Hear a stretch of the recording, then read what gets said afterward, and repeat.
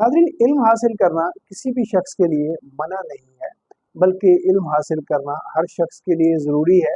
और इसीलिए रसूल पाक सल्लल्लाहु अलैहि वसल्लम ने फरमाया कि इल्म हासिल करो, चाहे तुम्हें इसके लिए चीन ही क्यों ना जाना पड़े। अब सोचने की बात यह है कि जो इल्म का मंबा है, जो कायनात में सबसे बड़े आलिम हैं, वो अरब में बैठ के ये कह रहे हैं कि आप इल्म हासिल करो, बेशक आपको इसके लिए चीन ही क्यों ना जाना पड़े।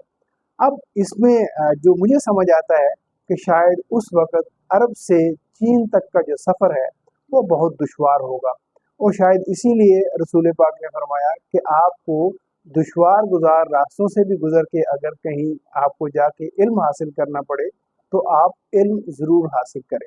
बुज़ुर्ग बताते हैं कि आज से 70-80 साल पहले हर गांव में तकरीबन स्कूल तो मौजूद होता था, लेकिन प्राइमरी की हद तक, यानी 5 क्लास बच्चा पढ़ सकता था अपने गांव में।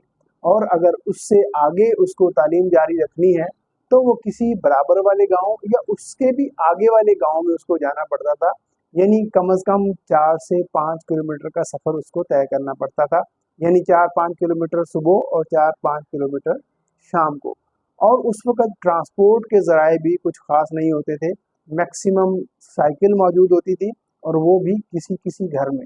और यूँ आप समझ सकते हैं कि तालीम हासिल करना उस वक़्त कितना मुश्किल था, लेकिन फिर भी जो लोग तालीम हासिल करते थे, वो उस तालीम की कदर करते थे।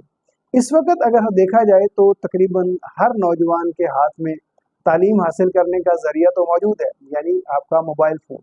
इससे आप तालीम हासिल कर सकते हैं, लेकिन हमारे नौजवान इसमें करते क्या हैं?